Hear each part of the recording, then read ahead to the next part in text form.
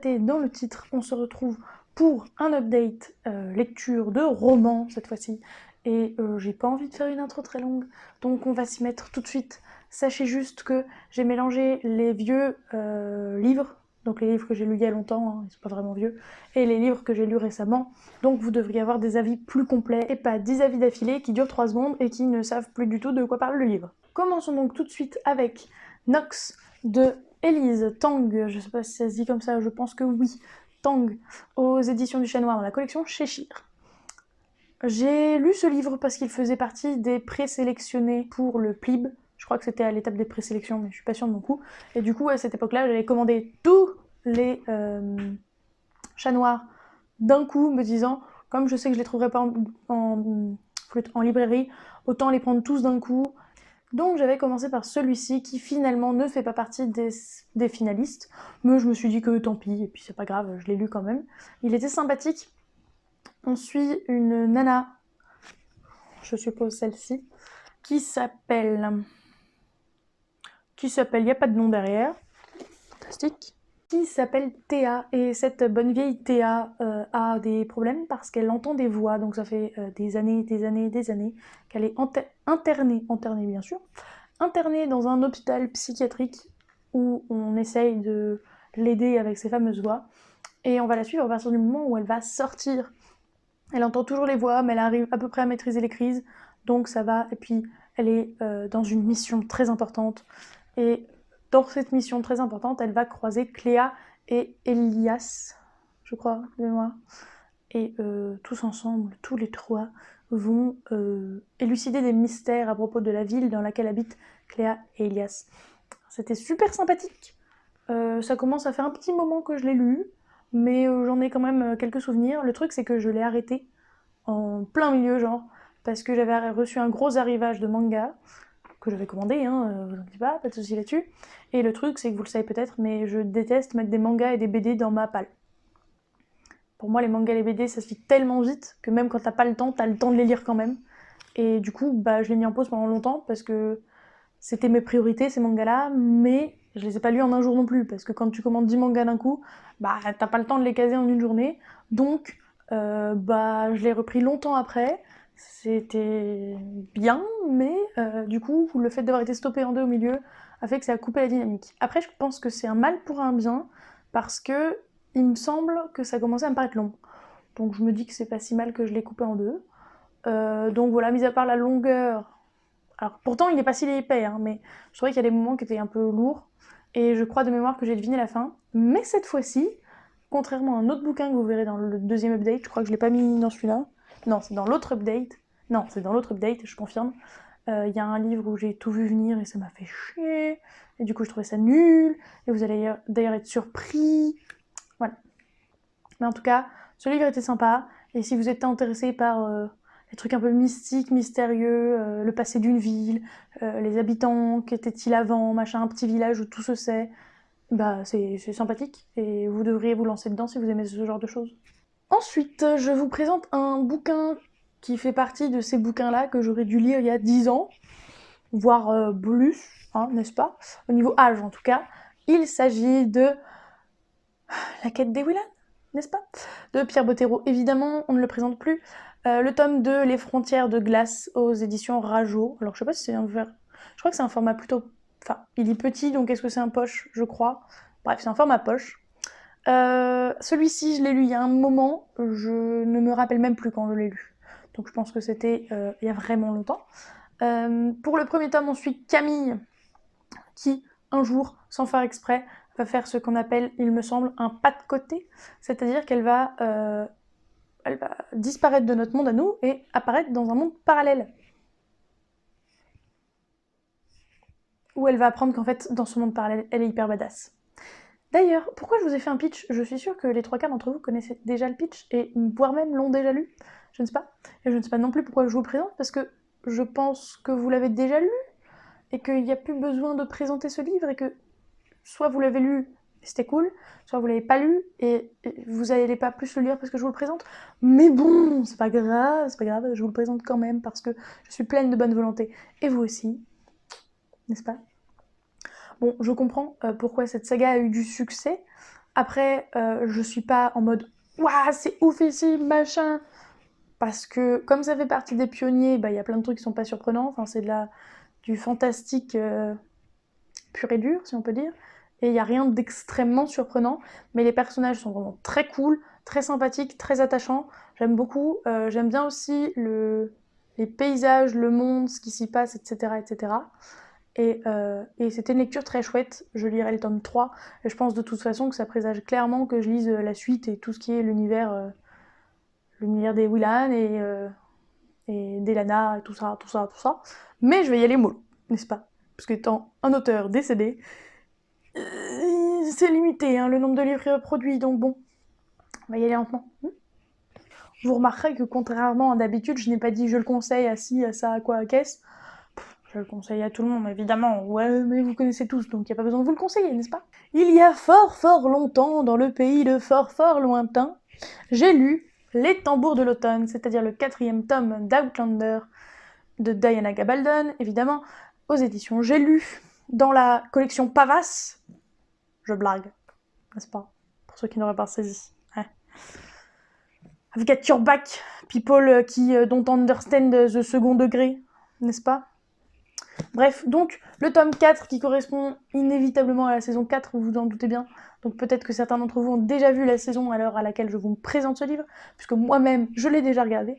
Et pour être totalement honnête, je vais plus vous donner mon ressenti sur la série, enfin sur la saison, que sur le roman, puisque je ne me rappelle pas grand-chose, puisque j'ai une mémoire plutôt visuelle, donc il faut que j'ai vu les scènes réellement, pas juste imaginé dans ma tête comme on en a déjà parlé. Et en l'occurrence, je me rappelle pas des scènes qu'il y avait en plus dans celui-là par rapport à la série. Le seul truc dont je me rappelle, si je sais quand je l'ai lu. Je l'ai lu pendant les vacances de la Toussaint. Je me rappelle même l'avoir lu dans l'avion pour revenir de mes vacances. Et c'était horrible parce que j'ai dû m'arrêter, je pense, au pire endroit pour s'arrêter dans tout le bouquin. Et c'était absolument affreux. Les lectures d'Outlander me font toujours autant kiffer. C'est d'énormes pavasses, de plus de 1500 pages des fois. Là, par exemple, on est sur un bon 1140, et c'est pas le plus gros. Donc quand je vous dis 1500, je pense qu'il y en a au moins un qui atteint les 1500. Et pourtant, pour moi, alors je sais qu'il y en a plein qui trouvent qu'il y a des longueurs et tout, pour moi c'est presque de l'ordre du page turner, c'est vous dire. Donc en fait, les 1000 pages, je m'en fiche, mais complet. Après, quand j'ai besoin de me détendre, je vais pas aller me chercher un Outlander, hein, clairement. Il se passe trop de trucs, enfin voilà. Et en même temps, des fois, il se passe rien, mais je m'en fous. Parce que même les descriptions, même les trucs comme ça, je suis en mode c'est beau, waouh, c'est intéressant. Enfin, toutes sortes de trucs, vous voyez. Donc franchement, Outlander, je sais même, en fait, le truc c'est que c'est tellement improbable la manière dont j'ai fini par regarder. C'est-à-dire que j'ai commencé par la série en n'étant même pas convaincue, voyez-vous. Juste, ouais, tout le monde en parle, alors on va peut-être regarder, machin. J'ai regardé la série, j'ai surkiffé. C'était à l'époque où il y avait que la saison 1 et la saison 2 de sortie. Et la fin de la saison 2 étant horrible, je me suis dit, non, je peux pas arrêter là, faut que je lise le tome 3. Du coup, j'ai lu le tome 3, je crois que c'est ma mère qui l'a acheté, mais bref. Et bah maintenant, je me dis toujours que je lis le bouquin avant la saison. Donc à partir du moment où la saison est annoncée ou en train de démarrer ou ce genre de truc, je me lis le bouquin, comme ça j'ai fraîchement le bouquin en tête pour regarder la série. Et c'est toujours plutôt fidèle. Bon alors, il y a plein de trucs oubliés ou bidouillés. Genre, il y a un personnage, je nommerai pas évidemment, dans la saison 4, qui est pas du tout, mais alors là, du tout, dans le bouquin. Donc je comprends pas pourquoi ils ont fait ça. Mais pourquoi pas? C'était... En fait, je comprends pas dans le sens où il y a 1100 pages à retranscrire. Pourquoi vous rajoutez des trucs? Enfin bref, c'est pas une chronique de la série, c'est une chronique du livre. Donc je m'excuse, je me suis un peu étalée.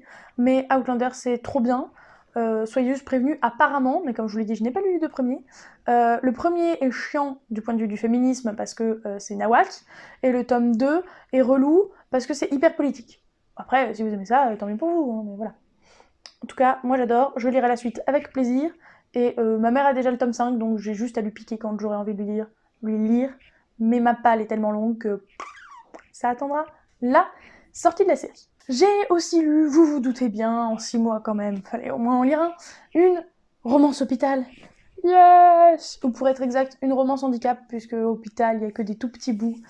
Il s'agit de Les derniers battements du cœur de Kelly York et Rowan Altwood, ça doit se dire comme ça, aux éditions PKJ. On va suivre ici un garçon et une fille, puisque c'est une romance, ce n'est pas inhabituel, n'est-ce pas? Le garçon a besoin pas d'une transplantation, comment ça s'appelle? D'une greffe. Le garçon a besoin d'une greffe parce qu'il fait un rejet de sa greffe précédente et il a déjà attendu très longtemps pour avoir la première greffe, donc il sait qu'il n'aura pas la deuxième et du coup veut potentiellement faire un suicide médicalement assisté. Je crois que c'est comme ça que ça s'appelle. Pas dit comment ça s'appelle, mais vous avez compris. Et il va faire ce road trip avec une jeune fille qui, elle, essaye de fuir ce qui pourrait lui arriver si elle ne fuyait pas. Enfin, elle fuit, quoi. Logique. Et donc, ils vont faire un road trip jusque dans l'Oregon, je crois, où c'est légal d'être euthanasié. Et on va suivre ce road trip, blablabla. Vous voyez le pitch, vous voyez l'idée. C'était sympa, mais sans plus. Au point que je crois que le livre, je l'ai lu il y a genre max un mois et demi peut-être, et je me rappelle même pas de la fin. Alors que vous savez, soit c'est le genre de fin où ça finit bien et tu fais ah cool, ça finissait bien, machin, soit c'est le genre de fin où ça finit mal, enfin mal, oui non, hein, où ça finit avec le personnage qui décide bel et bien de sauter le pas, et t'es en mode c'est triste, bouhouhou. Bah en fait, là j'avais juste pas de souvenir. Et quand j'ai pas de souvenir d'un livre, c'est pas bon signe. Donc c'était clairement pas la folie. Peut-être que je vais le comparer du coup à Quand la nuit devient jour, je crois que c'est ça, de Sophie Jomain, qui parle, il me semble, du même sujet, sauf que c'est pas à cause d'une greffe, c'est à cause de dépression que la nana veut faire un suicide médicalement assisté. Mais c'est plus ou moins le même sujet de base, donc peut-être que si un jour je m'y tente, parce que je l'ai pas dans ma palle, je le lirai, et que je pourrais vous faire un petit comparatif, je ne sais pas. Mais en tout cas, celui-là, c'était pas la folie furieuse, je m'attendais à mieux. Et en plus, j'y allais reculons parce que je sentais, bizarrement, je l'avais flairé, que ça serait pas un truc de malade. Bon, tant pis, hein, ça sera pour une autre fois, le truc de malade, peut-être, je ne sais pas. En tout cas, c'était pas la folie furieuse. Moi, niveau émotion, s'y était pas. À nouveau, je vais vous présenter un livre que j'ai aussi vu en adaptation, mais cette fois-ci ce n'est pas en série, mais plutôt en animé. Donc vous l'aurez peut-être deviné par rapport à mes lectures habituelles, il s'agit de Sword Art Online, Alicization Beginning de Reiki Kawahara et Abek. C'est le tome 5 donc, et c'est aux éditions Ophelb. Oui, Ophelb. Oui, Ophelb. C'est aux éditions Ophelb. Je suis un petit peu à la bourre, je vous l'accorde, je le conçois, mais en fait, comme chaque tome, ou presque, est une fin en soi, on peut vraiment s'arrêter après chaque tome, sauf celui-là en l'occurrence, ni la blague. En fait, jusque-là, j'avais pu m'arrêter sans aucun scrupule, et comme les saisons ne sortaient pas en animé, bon, ça me perturbait pas plus que ça. Sauf que, de son côté, mon copain a regardé la série après des années après lui avoir dit que ça lui plairait, mais c'est pas grave. Ça lui a finalement évidemment plu. Et quand j'ai vu que la saison 5 allait sortir, je me suis dit, yes, il faut qu'on la regarde ensemble. Donc, le hic c'était, ouais, mais avant de la regarder, il faut que je la lise. Donc, je l'ai lu, et puis après, on l'a regardé, sauf qu'on s'est rendu compte que la saison allait plus loin que juste le tome 1, donc j'ai aussi le tome 2 de spoiler, et peut-être, 6, et peut-être le tome 7, parce que je sais qu'il y a beaucoup de tomes dans cet univers-là, et qu'on a quand même bien avancé dans la série, pour ceux qui l'ont regardé, vous savez. Donc, j'ai peut-être été spoilée, mais comme il y a toujours plus de détails dans les romans que dans les séries, je regarderai bien sûr, je lirai quand même la série de livres, évidemment. Donc, le pitch du premier tome, ça commence à remonter un peu, voyez-vous. Il s'agit donc de Kirito, qui est le brun, qui est un gros gamer, et en fait, il va aller acheter un jeu de MMORPG, si je ne me trompe pas, parce que je suis pas très forte en jeux vidéo. Et en fait, il va rester bloqué dans ce jeu à cause du créateur qui va bloquer tous les joueurs dedans. Et si tu meurs dans le jeu, tu meurs dans la vraie vie. Yes. Parce que tout se passe en réalité virtuelle, en fait. J'ai oublié de le préciser. Donc t'as un casque qui est relié à ton crâne et qui du coup te grille le cerveau si tu meurs dans le jeu. Oui. Donc c'est là que part le pitch de base, sachant que Kirito est un épéiste noir badass. Voilà, on suit ses aventures dans cet univers-là. Ce bouquin-là était pas le truc le plus passionnant du monde, parce qu'en fait, on introduit tellement de nouvelles choses que tu sens que c'est l'introduction, quoi. Genre la moitié du bouquin, enfin non, tout le bouquin en fait, j'allais dire la moitié, mais non, tout le bouquin c'est de l'introduction. C'est-à-dire que c'est de l'introduction de personnages, ou l'introduction d'endroits, ou l'introduction de ci, de ça, de quoi ou qu'est-ce. Et je peux confirmer, malheureusement, en ayant vu la série, que oui, c'est de l'introduction par rapport à ce qui arrive derrière, où ça pète dans tous les sens, c'est de l'introduction. Très nettement. Mais c'est pas grave. Parce que, après, c'est cool et ça pète dans tous les sens. Et même si j'avais pas vu la série où, justement, je sais que c'était vraiment de l'introduction, il se passe quand même des trucs intéressants. Pas ouf, hein, mais intéressants. Et assez intéressants pour me pousser à lire la suite, évidemment. Donc la suite sera lue, mais en tout cas celui-ci était moyen plus. Allez, courage, on arrive au bout, il ne me reste plus que 2 livres à vous présenter, et 2 lus plutôt... Alors, pas plutôt récemment pour les deux, mais le dernier, c'est le dernier livre que j'ai fini, donc ça va, je peux vous en parler plutôt bien, et l'autre m'a marqué. Et le problème, c'est qu'il m'a marqué, mais je suis pas sûre de pouvoir vous en parler correctement, dans le sens où je veux pas vous spoiler parce que moi je l'ai pas été, je trouvais ça trop cool. Mais du coup, le pitch va être compliqué. Il s'agit des Amoureux de la Lune de Lizzie Felton aux éditions du Chat Noir dans la collection Cheshire. Ici, on va suivre Lucie, je crois. Oui, c'est ça, Lucie, qui est extraite de sa gentille petite ville parisienne pour aller sur la Côte d'Azur. Et là, elle est en mode non, pas ça. Sauf qu'en fait, elle va être, vous savez, dans tous ces groupes de fin de lycée, début université, où ils font des fêtes tout le temps et tout machin. Hein, vous voyez parfaitement l'ambiance, je suis sûre. Et donc il y a tout cet aspect-là dans le bouquin, et elle va rencontrer le beau et ténébreux Ulysse. Elle va rencontrer Ulysse. Et là, c'est l'amour flou. L'amour flou. Et du coup, bah voilà, on va suivre cette romance. Et c'est ça le truc, c'est que j'ai pas envie de vous en dire plus. En tout cas, on sait juste que Ulysse est quand même quelqu'un de très mystérieux parce qu'elle ne l'a croisé que la nuit. Il est très ténébreux, comme je vous le disais. Il est très caché, il est très secret. Enfin, vous voyez, il y a plein de mystères qui l'entourent. Et c'était très cool parce qu'en fait, tout le long du bouquin, on est en mode mais pourquoi ce mystère? Et pourquoi ci? Et pourquoi ça? Et c'est quoi ça? Mais c'est curieux ça quand même. Et c'était très intéressant. Désolée, à nouveau, je l'ai vu venir. Je vous dis toujours que je vois jamais les choses venir, mais là, j'enchaîne ces derniers temps, je ne comprends pas. J'ai le cerveau en alerte, je ne sais pas. Ou alors c'est évident pour tout le monde. Et dans ces cas-là, dites-le moi. N'hésitez pas à me dire à quel point je suis nulle, c'est pas grave, je ne vous en voudrais pas. Quoi qu'il en soit, donc là, je l'ai vu venir, mais j'ai trouvé ça tellement beau, tellement poétique, que ça ne m'a pas gênée du tout. C'est-à-dire que d'habitude, quand je vois les choses venir, soit, option numéro 1, ça ne suit pas le chemin prévu, mais c'est quand même le truc final. Et dans ce cas-là, je suis en mode, bon, c'est pas grave, peu importe l'arrivée, tant que le chemin est intéressant. Et des fois, c'est l'inverse, je connaissais et le chemin et l'arrivée, et je suis en mode, Nyeh. Et là, il n'y avait pas vraiment de chemin, mais je connaissais l'arrivée, et du coup, bah, c'était en mode, ouais, je l'avais vu venir, et en même temps, j'ai eu des doutes tout du long. Autant il y a des bouquins, des fois je suis en mode, non, non, mais c'est cramé, c'est sûr. Autant là, j'avais des doutes tout du long, donc c'était super cool. Et juste, quand vous lisez ce bouquin, ne vous attendez pas à des trucs extraordinaires. Voilà. Parce que ça n'a pas été un coup de cœur, ça n'a pas été des retournements de situation de malade dans mon cerveau. Juste, ça a été sympa, c'était cool, ça changeait un peu, mais ne vous attendez pas à avoir des palpitations extraordinaires. Et enfin, dernier livre fini de toute ma liste de livres lus ces derniers temps, ou pas ces derniers temps d'ailleurs, c'est ça le problème. Il s'agit de Par le feu de Will Hill aux éditions Casterman. Ce livre-là, je ne l'ai pas acheté de mon plein gré, entre énormes guillemets évidemment. Je l'ai reçu dans une boîte 1001 livres, qui est une box que je trouve fabuleuse, puisque pour moi, elle est équivalente à Fairyloot et Owlcrate, puisque ça tourne autour des livres young adultes, quel que soit le genre, tant que c'est du young adulte, avec des goodies et tout, tralala, vous connaissez le principe.